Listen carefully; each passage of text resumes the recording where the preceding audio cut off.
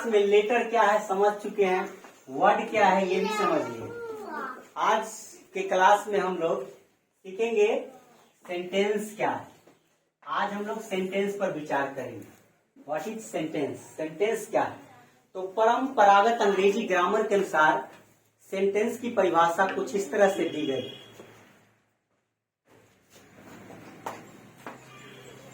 A word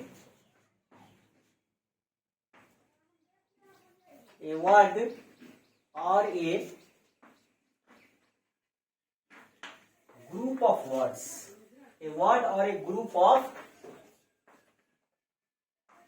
words, a word or a group of words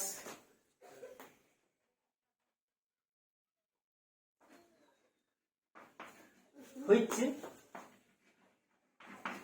makes a complete sense.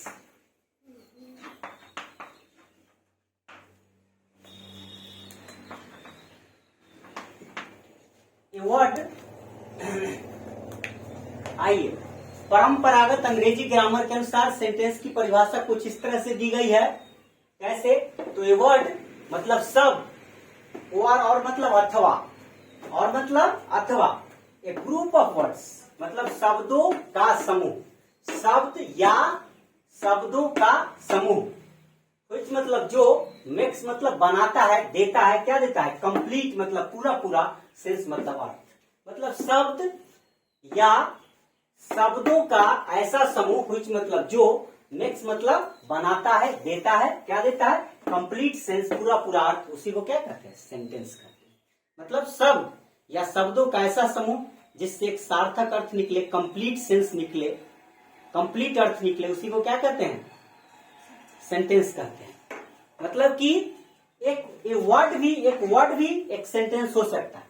A word और एक group of word, एक word से भी एक सार्थक अर्थ निकल जाए तो उसको भी हम क्या कहते हैं, सेंटेंस कहते हैं। जैसे एग्जाम्पल लेते हैं, एग्जाम्पल में देखिए, जैसे हम कहते हैं गो, क्या कहते हैं, गो मतलब जाओ, एक वर्ड है लेकिन इससे अर्थ निकल रहा है कि जाओ। और क्या, कम, तो ये भी गो एक सेंटेंस हो गया, कम भी क्या हो गया, एक सेंटेंस हो गया। कोई दिक्कत? अब चलिए इसको थोड़ा और हम बड़ा करते हैं, गो देयर, ये भी सेंटेंस हो गया।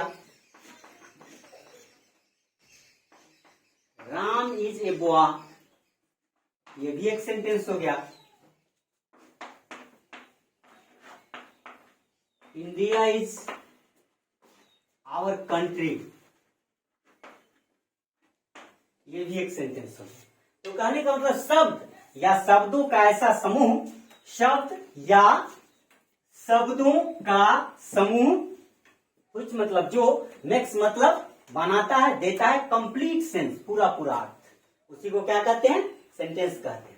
मेरे कहने का मतलब एक शब्द भी एक सेंटेंस हो सकता है, बशर्ते कि उससे सार्थक अर्थ निकलना चाहिए। यहाँ गो कहने से हमारा सार्थक अर्थ निकल रहा है कि गो मतलब जाओ, कम मतलब आओ, गो देयर वहां जाओ, Ram is a boy, Ram एक लड़का है, India is our country, Bharat हमारा देश है। तो ये सब सेंटेंस के एग्जाम्पल हो गए। तो ये हमारा ये ट्रेडिशनल इंग्लिश ग्रामर के अनुसार ये परिभाषा है। ट्रेडिशनल इंग्लिश ग्रामर के अनुसार मतलब परंपरागत अंग्रेजी ग्रामर के अनुसार सेंटेंस की परिभाषा इस तरह से दी गई है। लेकिन मॉडर्न इंग्लिश ग्रामर में इसकी परिभाषा दूसरे ढंग से दी गई है, उसको भी हम लोग देखते हैं।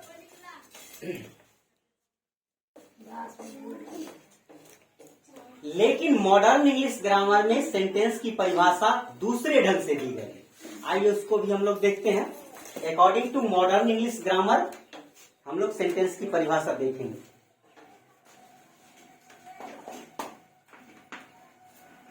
A sentence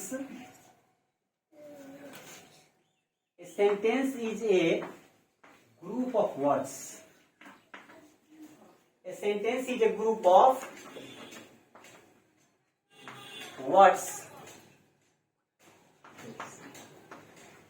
put together. A sentence is a group of words put together in a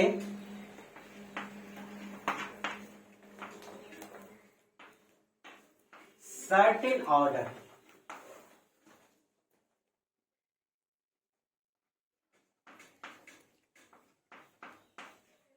giving complete sense. A sentence is a group of words put together in a certain order giving complete sense. Modern English grammar के अनुसार sentence की परिभाषा इस तरह से दी गई है। Sentence मतलब वाक्य, इज मतलब है, होता है, क्या होता है, तो ग्रुप ऑफ वर्ड्स। सेंटेंस किसको कहते हैं? ग्रुप ऑफ वर्ड्स को ही सेंटेंस कहते हैं। किसको सेंटेंस कहते हैं? ग्रुप ऑफ वर्ड्स, शब्दों के समूह को ग्रुप ऑफ वर्ड्स, शब्दों के समूह को क्या, इज मतलब कहते हैं सेंटेंस। तो इस शब्दों के समूह को क्या करेंगे? पुट मतलब रख देंगे, टुगेदर मतलब एक साथ, पुट मतलब रख देंगे, किसको रख देंगे? शब्दों के समूह को, टुगेदर मतलब एक साथ, इन मतलब में, सर्टेन मतलब निश्चित, सर्टेन मतलब निश्चित, सर्टेन मतलब निश्चित, ऑर्डर मतलब क्रम, ऑर्डर मतलब क्या? क्रम, निश्चित क्रम में रख देंगे तो क्या होगा? गिविंग मतलब देगा, गिविंग मतलब देना, गिविंग मतलब देगा, मिलेगा, क्या मिलेगा? कंप्लीट सेंस, पूरा अर्थ, उसी को क्या कहते हैं? सेंटेंस कहते हैं। तो आधुनिक अंग्रेजी ग्रामर में सेंटेंस की परिभाषा इस तरह से दी है। फिर से एक बार समझ लीजिए आखिरी बात। ए सेंटेंस मतलब वाक्य, इज मतलब है, होता है, सेंटेंस मतलब वाक्य, इज मतलब है या होता है, क्या होता है? Group of words. सेंटेंस किसको कहेंगे? ग्रुप ऑफ वर्ड्स को ही सेंटेंस कहेंगे। ग्रुप ऑफ वर्ड्स को क्या करेंगे? पुट रख देंगे, टुगेदर मतलब एक साथ, इन मतलब में, सर्टेन मतलब निश्चित, ऑर्डर मतलब क्रम। जब शब्दों के समूह को एक निश्चित क्रम में रख देंगे, निश्चित क्रम में सजा देंगे, तो गिविंग प्राप्त होगा कंप्लीट, पूरा सेंस मतलब अर्थ, फिर पूरा अर्थ प्राप्त होगा, उसी को क्या कहेंगे? सेंटेंस कहेंगे। कोई दिक्कत? चलिए एग्जाम्पल इसका भी ले लेते हैं।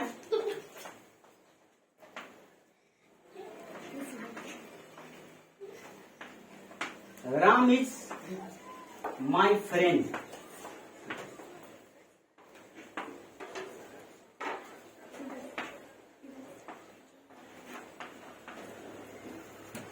सेंटेंस का पहला अक्षर कैपिटल लिखना है, स्मॉल हो गया। इंडिया इज आवर कंट्री,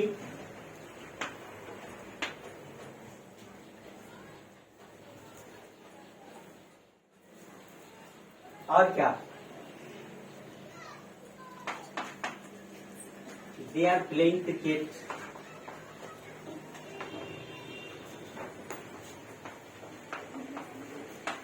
ये सब के सब क्या है? सेंटेंस। कोई दिक्कत? ये सब क्या? ग्रुप ऑफ वर्ड्स है। क्या है ये? ग्रुप ऑफ वर्ड्स है। और ये ग्रुप ऑफ वर्ड्स को क्या किया हुआ है? तो एक सर्टेन क्रम में सजाया हुआ है। ग्रुप ऑफ वर्ड्स को क्या किया हुआ है? सर्टेन क्रम में सजाया गया, निश्चित क्रम में रखा गया, निश्चित क्रम में रखा गया। और इससे क्या होता है? सार्थक अर्थ निकल रहा है। जैसे Ram is my friend, Ram मेरा मित्र है, India is our country, they are playing cricket, ये सब सेंटेंस है, ये शब्दों के समूह है और इनको सार्थक क्रम में सर्टेन ऑर्डर में सजाया गया। चलिए ऊपर से हम ये परिभाषा को अभी मिटाते हैं। चलिए अब सेंटेंस से जुड़ा हुआ कुछ और बात को देखेंगे। जैसे मैंने कहा कि सेंटेंस की परिभाषा है, sentence is a group of words which sentence is a group of words put together in a certain order. Certain order मतलब निश्चित क्रम में जब वर्ड को हम सजा देते हैं तो उससे सार्थक अर्थ निकलता है, उसी को सेंटेंस कहते हैं। तो आप इसी वर्ड को राम इज माई फ्रेंड, इसको आप Ram my friend is, Ram is my friend. अब देखिए आप फुल स्टॉप दें, क्या ये भी, इसमें भी उतना ही वर्ड्स का हमने प्रयोग किया है। क्या ये सेंटेंस है? इससे सार्थक अर्थ निकल रहा है? नहीं। इसमें प्रॉब्लम क्या है? इसमें प्रॉब्लम क्या है? ये सर्टेन ऑर्डर में नहीं है। ये भी ग्रुप ऑफ वर्ड्स हैं और ये भी ग्रुप ऑफ वर्ड्स है, ये भी ग्रुप ऑफ वर्ड्स है, ये भी ग्रुप ऑफ वर्ड्स है, बट दोनों में डिफरेंसेस क्या है? अंतर क्या है कि ये सर्टेन ऑर्डर में है, निश्चित क्रम में ग्रामर के नियमानुसार की सब्जेक्ट के बाद वर्ब और वर्ब के बाद क्या कॉम्प्लीमेंट या ऑब्जेक्ट आएगा, इसमें वो नियम को फॉलो नहीं किया गया, ये सर्टेन क्रम में नहीं। तो जब हम शब्दों को सर्टेन क्रम में रखते हैं, निश्चित क्रम में सजाते हैं, तभी उससे सार्थक अर्थ निकलता है, तभी वो सेंटेंस होता है। हम शब्दों को कैसे भी लिख दे, किसी भी क्रम में लिख दे, तो वो सेंटेंस नहीं है। शब्दों को सर्टेन ऑर्डर में लिखना आवश्यक है कि सब्जेक्ट के बाद वर्ब या वर्ब के बाद ऑब्जेक्ट या कॉम्प्लीमेंट को रखना जरूरी है। ये क्रम का होना बहुत जरूरी है। ये क्रम नहीं होगा तो आपका सेंटेंस परिभाषा के अनुसार ये गलत हो जाए। ठीक है, चलिए और थोड़ा सा देखते हैं।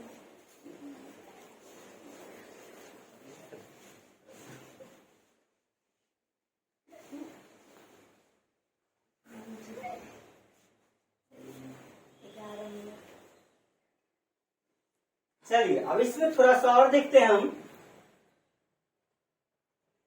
कि और क्या देखने की चीज है कि सेंटेंस का पहला अक्षर हमेशा कैपिटल से लिखेंगे। ये बात याद रखना बहुत जरूरी है। अधिकांश स्टूडेंट्स ये गलतियां करते हैं कि सेंटेंस का पहला अक्षर कैपिटल नहीं लिखते हैं। ग्रामर के नियमानुसार प्रत्येक सेंटेंस का पहला अक्षर कैपिटल होना बहुत जरूरी है। जैसे क्या लिखते हैं, वह मेरा मित्र है, तो ही इज माई फ्रेंड।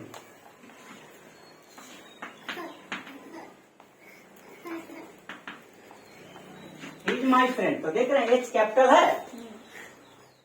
फिर हम लोग मित्र हैं, तो वी आर फ्रेंड्स। फिर देख रहे हैं डब्ल्यू कैपिटल है। फिर वह एक नर्तकी है, तो सी इज ए डांसर। देख रहे हैं एस कैपिटल है। तो सेंटेंस का पहला अक्षर कैपिटल हर हाल में लिखना जरूरी है। कोई दिक्कत? चलिए आगे बढ़े। आगे बढ़ते हैं।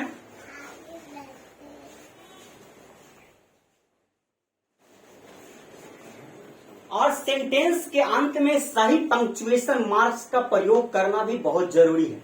जैसे असर्टिव सेंटेंस है तो अंत में क्या देंगे, फुल स्टॉप। जैसे देखिए असर्टिव सेंटेंस है तो अंत में हमने क्या दिया है, फुल स्टॉप। इंट्रोगेटिव सेंटेंस है जैसे are you playing, are you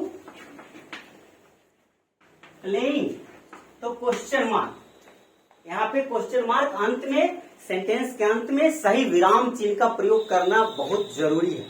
आप सेंटेंस सही बनाए हुए हैं और अंत में सही विराम का चिन्ह नहीं दिए हैं तो ग्रामर के नियमानुसार आपका सेंटेंस बिल्कुल गलत हो। इसलिए सही विराम चिन्ह का प्रयोग करना अति आवश्यक है। और क्या,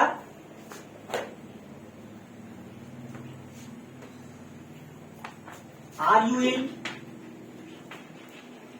क्या आप बीमार हैं, यहां भी क्वेश्चन मार्क का प्रयोग करेंगे।